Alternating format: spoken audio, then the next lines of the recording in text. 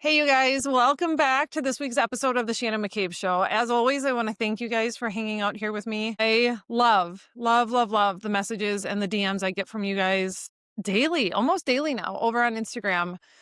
Just different stories about how the podcast is helping you, landing for you, resonating with you, tugging at your heart as you're either newly sober and maybe feeling a little alone, a little lost, and this helps you feel not so alone. And those of you that are just kind of still wrestling with your relationship with alcohol, still struggling, I feel that. I was you guys 3 years ago. I'm coming up on my 3-year sober anniversary, which is just wild to me. So I've been reflecting a lot on what my life felt like 3 years ago when I was getting ready to join a group program because I had tried to quit drinking on my own so many times and just it never worked. It never worked. Trying to do this alone, this being change your relationship with alcohol, you guys, it makes it nearly impossible. It makes it a million times harder than it needs to be. So I hope that this podcast is supporting you. I hope that it's helping you know that you're not alone, know that you're not broken, know that there's nothing wrong with you. If you are struggling with alcohol and trying to quit, or if you've recently quit and you're still just trying to figure out how to heal your body, how to heal your mind, how do you do life? How do you show up in this crazy world without alcohol? There's nothing wrong with needing people around you that get it and needing to be able to talk to people that understand what you're going through, that have similar goals and ideals, right? And want to start to experience life the same way that you do. So just all that to say, thank you guys so much for hanging out here with me every week, sending me notes and letting me know how the podcast is landing for you, how it's helping you. And then those of you that have taken the time to leave a rating, to leave a review, that means so much to me because it helps all of these podcast platforms know that this show is helping people. And so it's going to help other people that need to hear these conversations find the podcast. So if you haven't done that yet and you're willing to take 30 seconds to leave stars, rate it 4 or 5 stars, leave a little review, that just, it helps me. It helps all of us that are just on the sober journey together. Okay. So what we're going to talk about today, you guys, is again, one of the most common questions I get asked, one of the most common things that people talk about when they have recently quit drinking or when they're stuck in the loop of trying to quit and can't figure it out, because we get tripped up on the topic of sleep so much. If you do not know what to expect when you quit drinking, if you don't understand what alcohol has done to your brain and has done to your body, and if you don't know how you can help the healing process, how you can actually speed up the healing process, how you can support yourself through this time, it is so easy to think that it feels impossible, that you're never going to sleep good again. And then you just say F it and go back to drinking. Okay. That's what we're going to dive into here today. I'm so pumped about this topic because once you understand what's happening, and then once you know that you have so many solutions at your fingertips, it's a game changer. Okay. So today, that's it. We're diving into why are you so tired when you quit drinking and what can you do about it? Okay. Because this is typically what happens. This is how this conversation goes. I have this conversation almost daily inside my coaching groups with my private clients. The people that come to me are like, I don't understand. Like, I gave up drinking. I'm doing the good thing, right? I'm doing what's right. I'm doing what I should be. But I am exhausted. My sleep is not better yet. Like, you're telling me, meaning you, because they look at me and they're like, you're telling me how bad alcohol was for my sleep, right? How it was wrecking my sleep, not actually even helping me fall asleep faster at night. It was sedating me. It's just different stages of passing out. So I quit drinking, but now I'm so tired. I'm still not sleeping good at night. So what's going on? Because it's really easy to think that when we just quit drinking, that should be it. Like, yay, congratulations, you did it. And so you should feel amazing right away, right? But instead, what might be happening is your energy is just dragging and your sleep is all over the place. Like, maybe you've noticed it's improving a little bit, but also you're still waking up at night. And what's up with that? So today we're going to just dive in. I'm going to break it down. I'm going to explain to you what alcohol has done to your brain and body, why good sleep doesn't just show up on day one when we quit drinking, but what you can do to help your body heal faster, help your brain heal faster, help the good sober sleep. really kick in for you and hopefully kick in soon, okay? So, a little bit of science here, you guys, because we've got to understand what alcohol has done to us so that we can fully appreciate the work that our brain and our body are doing to try to heal and bounce back and recover that, okay? So, when we drink alcohol, when we drink to sleep, and when we just drink in general, okay? So, you guys, what happens here? When we drink alcohol, it is eventually broken down by our liver. One of the molecules that is a result of this breaking down process is called acetate. So, what happens is most of the acetate that is produced is released back into circulation, right? Our liver is metabolizing alcohol. Acetate is produced. It gets pushed back into circulation, okay? So it's circulating all throughout our body. A lot of it is really quickly able to enter our brain.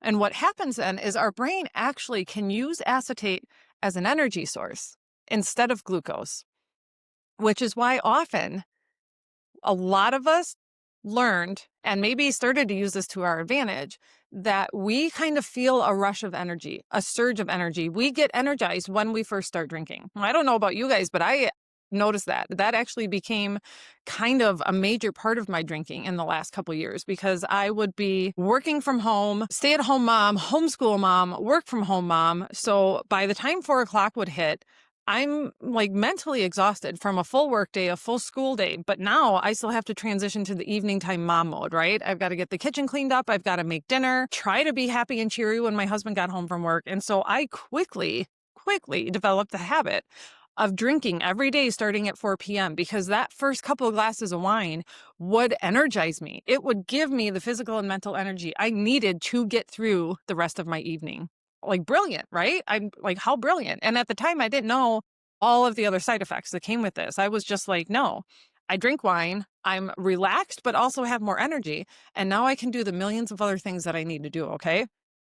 Because this is part of what happens when we drink and our body immediately begins metabolizing that alcohol because it is a poison. It's a toxic chemical from the chemical standpoint of our body. So we do begin breaking it down immediately. That acetate that's released into circulation can enter our brain. Our brain can use it as fuel. So rather than using glucose, which is what our brain usually uses for energy, it starts using acetate. And it does this because acetate and the other byproducts from this breaking down of alcohol are so toxic, our body needs to get rid of it. So rather than let this acetate just continue circulating around our brain and body, our brain uses it for fuel because then it's used up and it's gone, okay? So what happens then? Your brain is saying, okay, nope, I'm going to hold on to that glucose. We're going to put a pin in that and not use it. We're going to use this acetate because this acetate is here.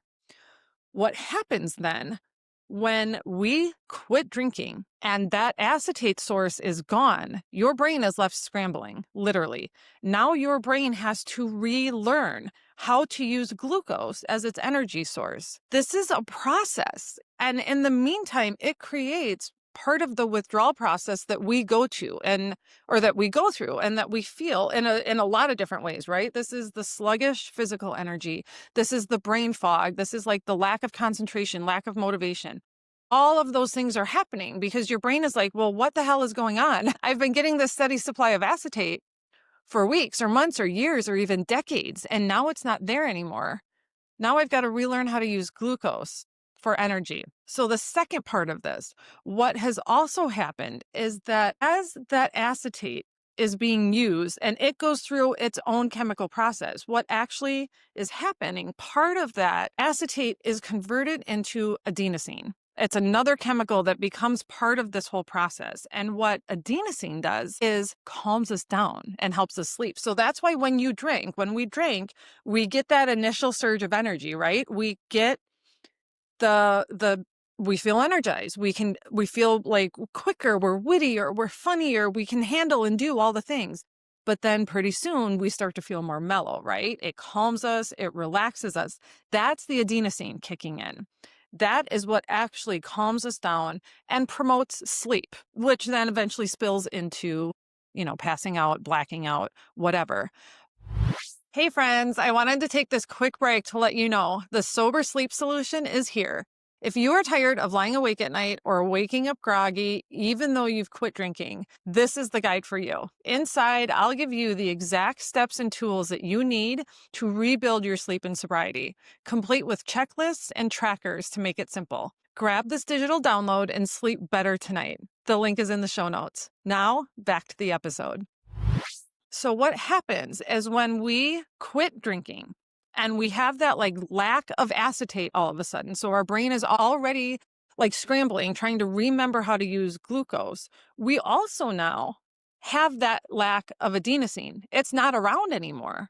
So our brain also is not using that to help us calm down and relax. So once again, our brain is relearning how to use and make natural neurotransmitters that do this for us, things like serotonin and melatonin.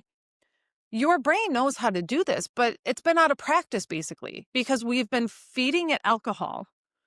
It has found a way to use alcohol to serve these needs of energizing us and relaxing us because it's got to use alcohol and its byproducts to use them up and get them out of our system as much as possible. We can't just have alcohol and those byproducts floating around, or it's going to cause even more damage than it does anyways, even during this process. But so now what we've done is we've created this system, this process in our brain where it was using the acetate, it was using the adenosine to give us energy, to calm us down. And now we've completely taken that away. Our brain has got to go back and relearn. And yes, it knows how to do this, but there is damage left in the wake of this alcohol. It can't just like flip a switch and be like, okay, alcohol's gone, acetate's gone, adenosine is gone. We're just going to go right back to using glucose, producing serotonin, melatonin, and boom, you're going to feel as fantastic as you did years, decades ago before you ever quit drinking. It just doesn't work that way. The body needs time to heal. Our brain needs time to heal.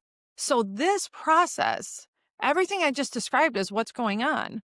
And during this time is when we can feel really, really exhausted. Our sleep can still be broken. We can still be waking up at night. We can be sleeping, but still waking up feeling exhausted and groggy and dealing with things like brain fog and poor concentration, low motivation, stuff like that. Even our anxiety, all of this stuff might actually feel a little bit worse before it gets better. It might peak before it starts to stabilize because your brain spends a little time almost in a holding pattern, just waiting to see like, okay, well, but wait, we've done this before, right? We've maybe taken breaks. We've quit for a couple days or even a couple weeks or even a month. So maybe the alcohol is going to come back. We're going to go back into that cycle. And so when you don't, we've got to be patient with this relearning and this healing process that your body is doing, okay? This discomfort, this time when all of this healing is going on, this is when so many of us just say, F it. I'm going to drink again because this sucks. This doesn't feel good.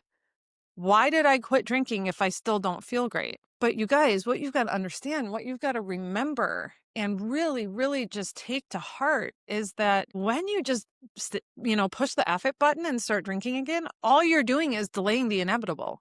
You're going to have to go through the cycle all over again whenever you do quit, because who knows what's going to happen, right? If you keep drinking, sooner or later, there is going to be something that is a good enough reason or a bad enough situation for you to drink. So every time you hit the F it button, you're just guaranteeing that this is going to start all over again. So what we can do instead by talking about it, by having these conversations, by helping you understand what is going on and what you can do about it, you're gaining not just that understanding, but you're also gaining patience for what you've put your brain and body through and patience for what you need to go through now to give it the time and the space and the resources to heal, okay? Because when we quit drinking, our body has to readjust. It has to find balance again. That process in and of itself is tiring because our body is working really, really hard. Think about everything you know about healing from anything, emotional healing or physical healing, when you're sick, when you have an injury, when you have a disease or something like that. Healing is hard work. It's exhausting. You need to be patient with your body and have an appreciation for what it's going through, okay? So this fatigue that we're talking about, this exhaustion, this like, okay, I quit drinking, but I'm still not sleeping great and I'm tired. What is going on, you guys? This actually does have a name. It's called sobriety fatigue.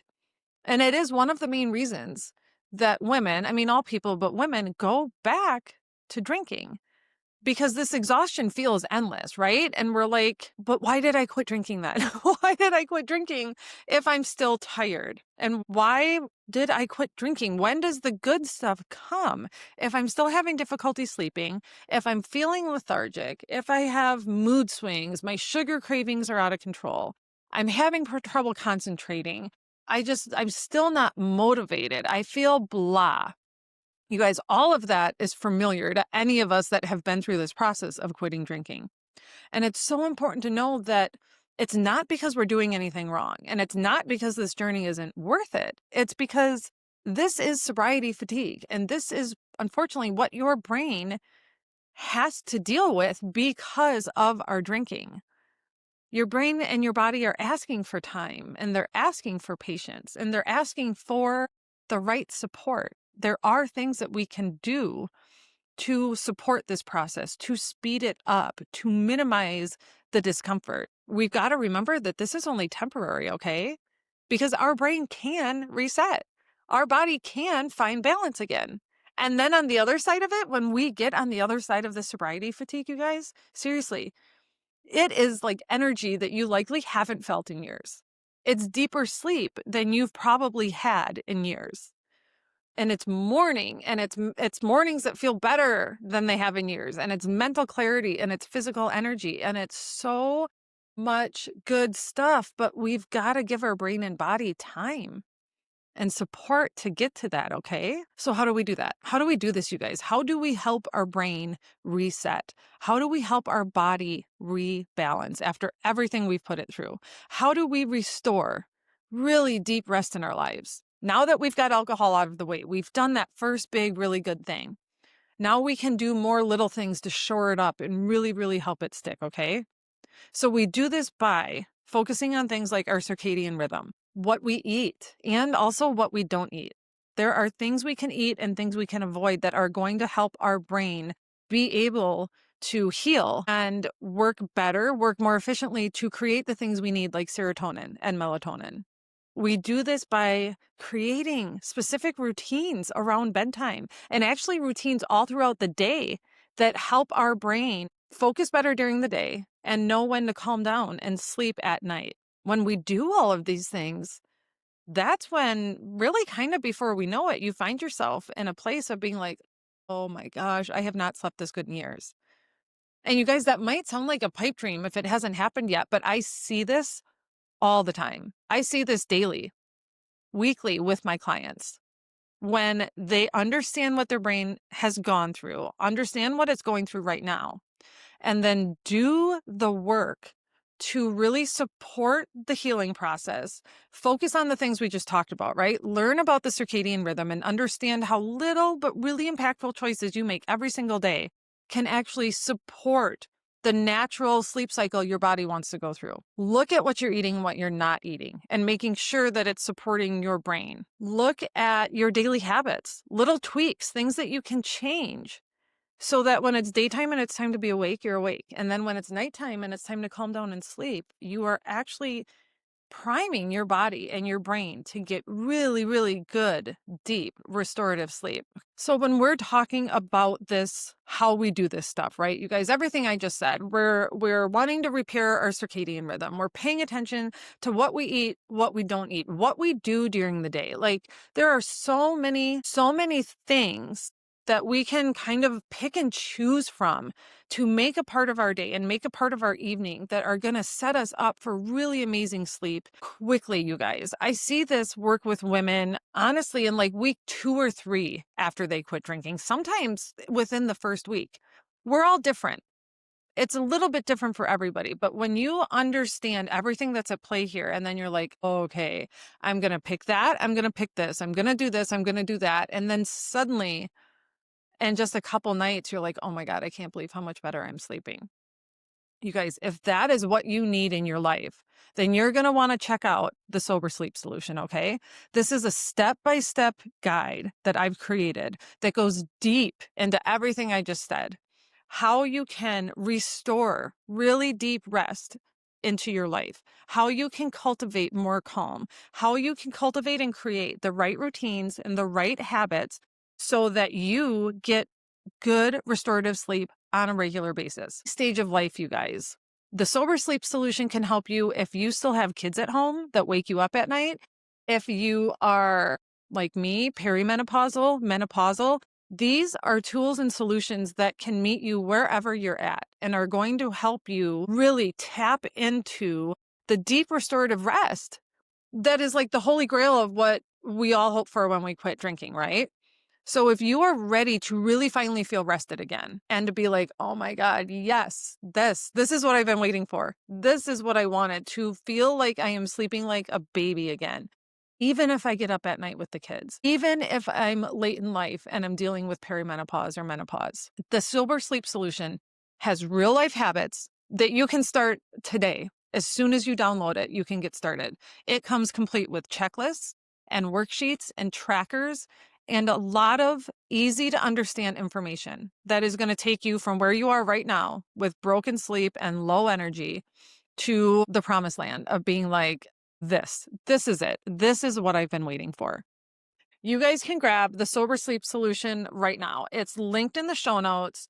If you have been telling yourself, I just need a good night's sleep. I need this to all come together. I need energy. I need to just feel like I quit drinking for a reason. I'm sleeping and feel like a normal human. Then I promise you guys, this is going to give you the tools and the hope and the solutions that you've been looking for. Oh, thanks for hanging with me this week, you guys. I'd love to hear how this conversation landed for you. Head over to Instagram and leave me a DM. And I will be back next week with another episode of the Shannon McCabe Show.